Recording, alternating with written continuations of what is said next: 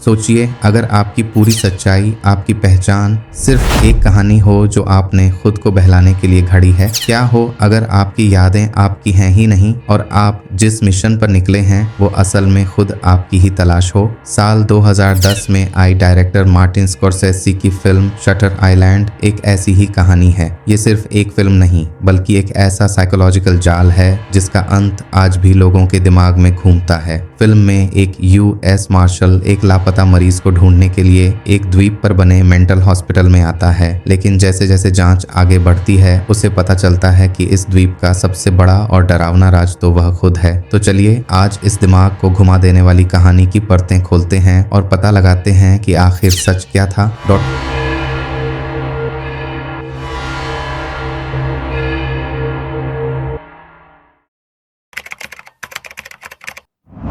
कहानी हमें ले चलती है हम दो यूएस मार्शल्स टेडी डेनियल्स और उसके नए पार्टनर चक ऑनल को एक बोट पर देखते हैं जो शटर आइलैंड की तरफ जा रही है। ये कोई आम द्वीप नहीं, यहाँ बना है एशक्लिफ हॉस्पिटल, एक ऐसा अस्पताल जहाँ देश के सबसे खूंखार और मानसिक रूप से बीमार अपराधियों को कैद रखा जाता है। इन दोनों का मिशन है एक मरीज रेचल सोलांडो के गायब होने की जांच करना। रेचल वो औरत है जिसने अपने ही 3 बच्चों को डुबोकर मार दिया था और फिर किसी तरह अपने बंद कमरे से हवा में गायब हो गई। टेडी डेनियल्स एक काबिल मार्शल है, लेकिन दूसरे विश्व युद्ध की भयानक यादें आज भी उसका पीछा नहीं छोड़ती। द्वीप पर कदम रखते ही उसे एक अजीब सी बेचैनी घेर लेती है। हॉस्पिटल का माहौल बेहद तनाव भरा है। गार्ड्स हर वक्त बंदूकें ताने रहते हैं और हॉस्पिटल के हेड साइकेट्रिस्ट जॉन कॉली का बर्ताव दोस्ताना तो है, पर ऐसा लगता है जैसे वो कुछ राज छिपा रहे हैं। अब शटर आइलैंड पहुंचने के बाद ये दोनों उस मेंटल हॉस्पिटल के मेन इंचार्ज डॉक्टर कोली से मिलते हैं और उनसे रेचल सोलांडो के बारे में पूरी डिटेल्स मांगते हैं,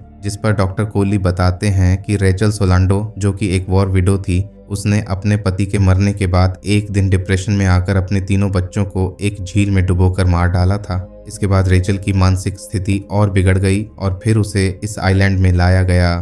डॉक्टर कोली आगे बताते हैं कि रेचल ने यहाँ आने के बाद कभी यह माना ही नहीं कि उसके बच्चे मर चुके हैं। उसे अब भी लगता था कि उसके बच्चे अभी भी जिंदा हैं और यह आइलैंड ही उसका घर है। और तो और उसके हिसाब से यहाँ रह रहे सारे लोग उसके आसपास के लोग हैं, जिन कोई उसका कुक। खैर, अब यह सब सुनने के बाद एडवर्ड और चक रेचल सोलांडो के कमरे को देखने जाते हैं, जहां उन्हें यह जानकर हैरानी होती है कि बाहर से दरवाजा बंद था और खिड़कियों पर भी सलाखें लगी थीं। तो रेचल आखिर यहाँ से भागी तो कैसे भागी? एडवर्ड को उस कमरे में एक चिट्ठी भी मिलती है जो रेचल ने लिखी थी और उसमें लिखा था the law of 4 who is 67। इन शब्दों का क्या मतलब था ये वहाँ कोई भी नहीं बता पाता है, इसलिए एडवर्ड उस चिट्ठी को अपने पास ही रख लेता है। इसके बाद एडवर्ड और चक उस असाइलम में काम कर रहे सारे स्टाफ को इकट्ठा करते हैं और उन सभी से रेचल सोलांडो के बारे में पूछताछ करते हैं। इस पर उन्हें बस इतना पता चलता है कि रेचल का ट्रीटमेंट कोई डॉक्टर शिहान कर रहे थे, जो कुछ दिनों के लिए फिलहाल छुट्टी पर गए हुए हैं।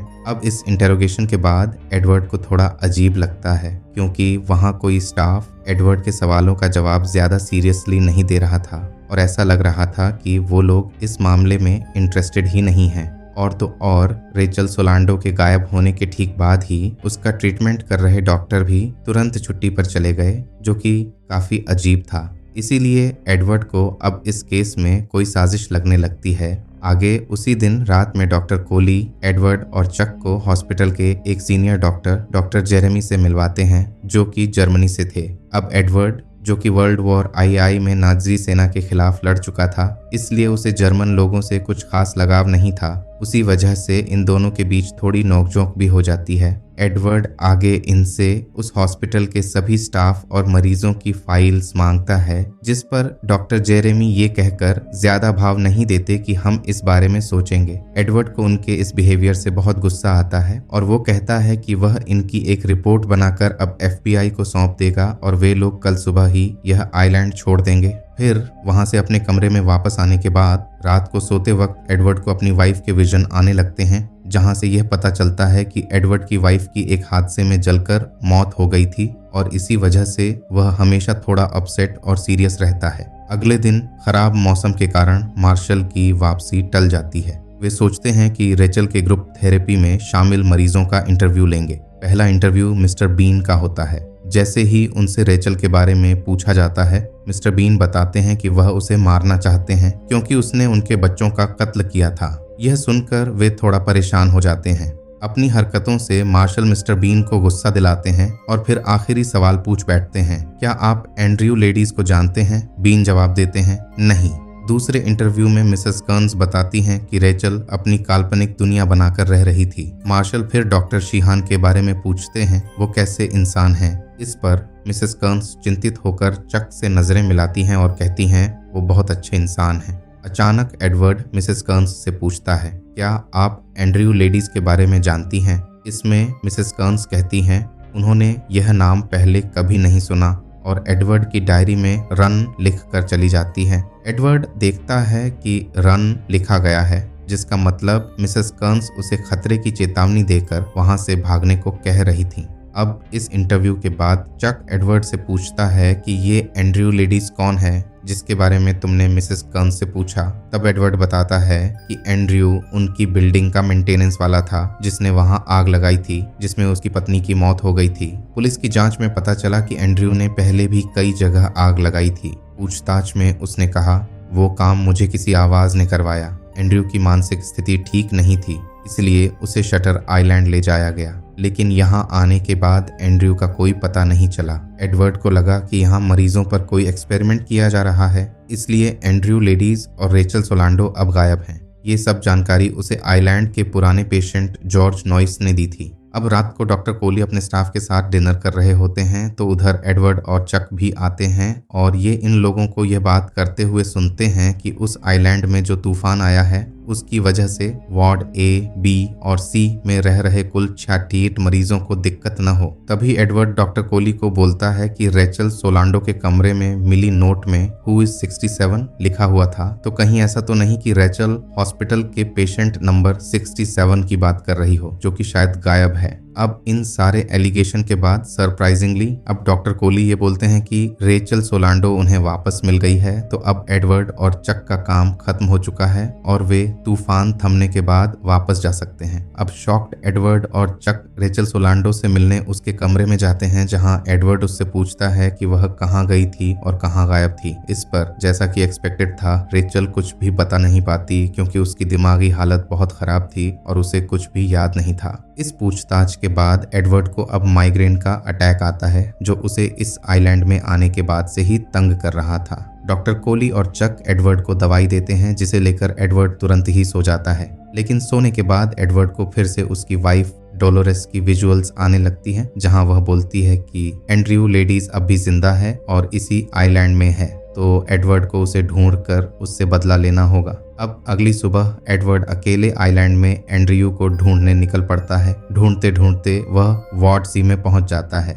वहां एक पिंजरे में एक आदमी दिखता है। उसे लगता है शायद यही एंड्रयू लेडीज होगा, लेकिन असल में वह एंड्रयू नहीं था, वह जॉर्ज नॉइस था। जॉर्ज वही शख्स था जिसने सबसे पहले एडवर्ड को इस आइलैंड के बारे में जानकारी दी थी। अब उसे यहाँ शटर आइलैंड में कैद कर रखा था। एडवर्ड जॉर्ज को देखकर उससे पूछता है, तुम यहाँ कैसे आए? जॉर्ज जवाब देता है कि उसने आइलैंड की गड़बड़ियों के बारे में एडवर्ड को बताया था, इसीलिए उसे दोबारा यहाँ लाकर बंद कर दिया गया था।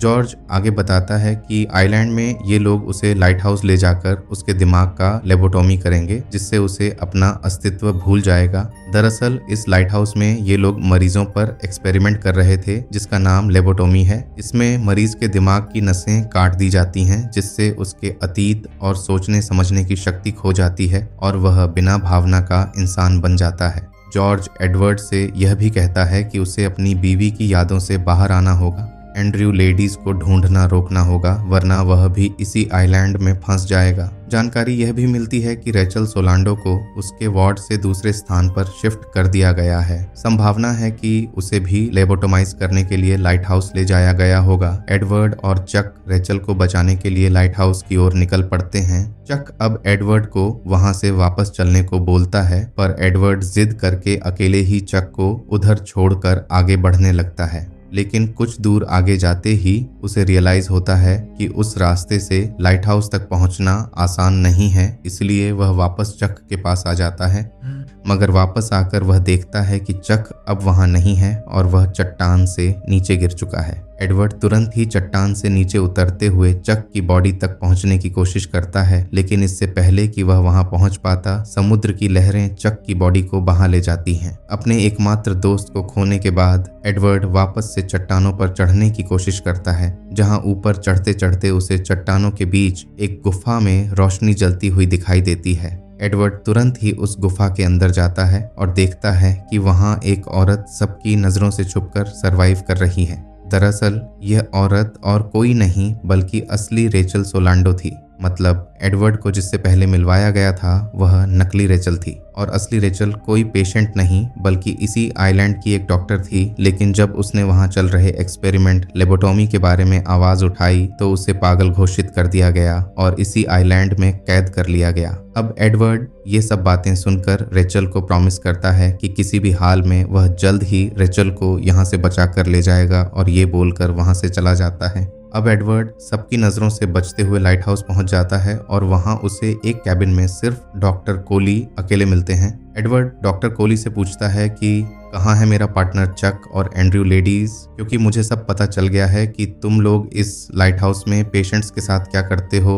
एडवर्ड यह भी कहता है कि उसे असली रेचल सोलांडो भी मिल गई थी और उसी ने उसे सारी सच्चाई बताई है और अब तुम लोग रेचल को कभी ढूंढ नहीं पाओगे। जिस पर डॉक्टर कोली कहते हैं कि हाँ, हम उसे कभी ढूंढ नहीं पाएंगे क्योंकि रेचल सोलांडो नाम से कोई इंसान ही नहीं है। और यहाँ आता है इस मूवी का दिमाग हिला देने वाला ट्विस्ट। डॉक्टर कोली एडवर्ड को एक बोर्ड पर 4 नाम लिखकर दिखाते हैं। पहले 2 नाम एडवर्ड डैनियल्स और एंड्रयू लेडीज, दूसरे 2 नाम रेचल सोलांडो और डोलोरेस चेनाल। डॉक्टर कोली बताते हैं कि तुम्हारा असली नाम एडवर्ड डैनियल्स नहीं बल्कि एंड्रयू लेडीज है और रेचल सोलांडो कोई और नहीं बल्कि तुम्हारी बीवी डोलोरेस चेनाल है और तुम ही इस आइलैंड के सेक्टर 66वें मरीज हो जो पिछले 2 सालों से हमारे साथ रह रहा है। जी हाँ दोस्तों, एडवर्ड डैनियल्स जो असल में एंड्रयू लेडीज था वह 2 सालों से शटर आइलैंड में एक पेशेंट था।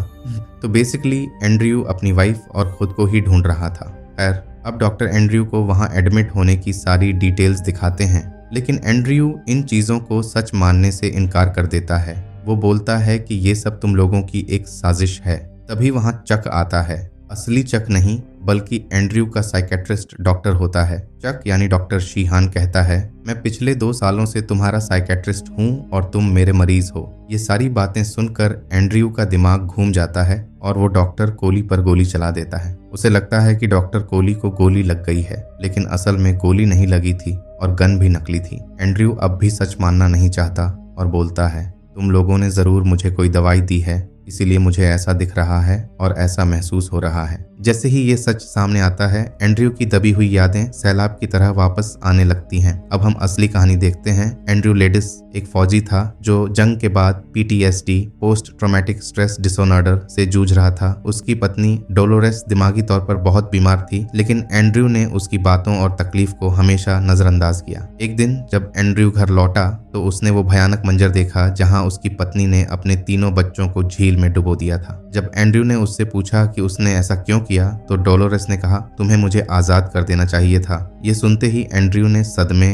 और गुस्से में अपनी पत्नी को गोली मार दी। इस भयानक अपराध बोध और दर्द से बचने के लिए एंड्रयू के दिमाग ने एक नई दुनिया बना ली। उसने खुद को एक हीरो, एक US मार्शल टेडी डेनियल्स बना लिया जो एक काल्पनिक विलन एंड्रयू लेडिस को ढूंढ रहा है जिसने उसकी पत्नी को आग में मारा था। ये झूठी दुनिया उसे इस सच्चाई से बचाती थी कि उसके बच्चे मर चुके हैं और उनकी मौत का जिम्मेदार कहीं न कहीं वो खुद है। वो पिछले 2 साल से एशक्लिफ में मरीज था और बार बार इलाज के बाद अपनी इसी काल्पनिक कहानी में वापस लौट जाता था। अब ये सब सुनने के बाद डॉक्टर कोली एंड्रयू को बताते हैं कि ठीक 9 महीने पहले एक बार तुम्हें यह सब याद आया था, लेकिन फिर तुम अपने बयान से मुकर गए और दोबारा सब कुछ भूल गए। दरअसल दोस्तों, डॉक्टर कोली एक बेहद अच्छे इंसान थे जो लेबोटोमी के सख्त खिलाफ थे, जिसमें पेशेंट की पूरी मेमोरी ब्लैंक कर दी जाती है, जिससे वो अपने अतीत के बारे में सब कुछ भूल जाता है। डॉक्टर कोली चाहते थे कि पेशेंट खुद अपनी रियलिटी को समझे और अपनी मानसिक समस्या से बाहर आए।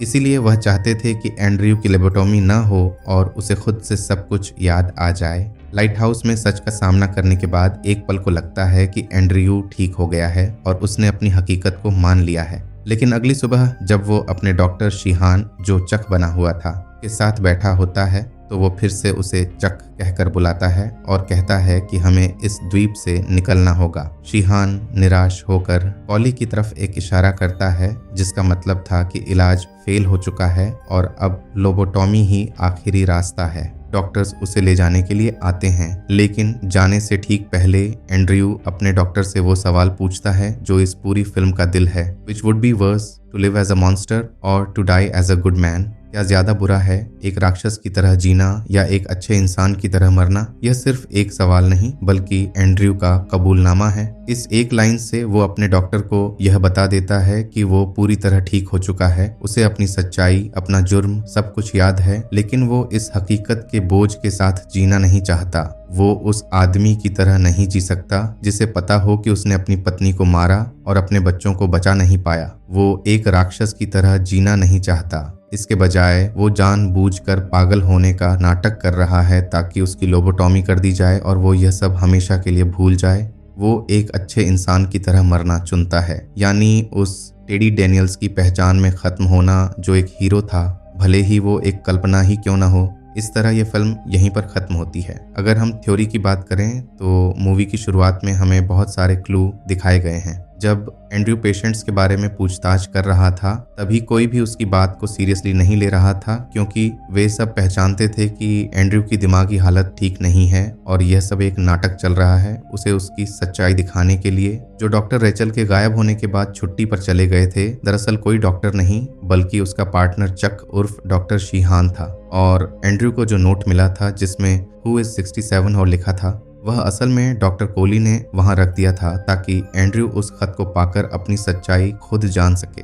यहाँ पर दूसरी बात ये थी कि एंड्रयू ने गुफा में जिस रेचल सोलांडो को देखा था वो उसकी कल्पना थी। अब सवाल है, मिसेस कॉन्स ने उसकी डायरी में रन क्यों लिखा था? इसका सही जवाब ये है कि मिसेस कॉन्स जानती थी कि एंड्रयू की दिमागी हालत क्या है। अगर एंड्रयू सही समय पर ठीक नहीं हुआ तो जल्दी उसकी लेबोटॉमी कर दी जाएगी, इसीलिए एंड्रयू को बचाने के लिए वह उसकी नोटबुक में रन लिखती है। अगर आपको यह एक्सप्लेनेशन पसंद आया हो तो इस वीडियो को लाइक करें, अपने उन दोस्तों के साथ शेयर करें जो आज भी इस फिल्म में कंफ्यूज हैं, और ऐसी ही दिलचस्प कहानियों और मूवी एक्सप्लेनेशन के लिए हमारे चैनल को सब्सक्राइब करना न भूलें।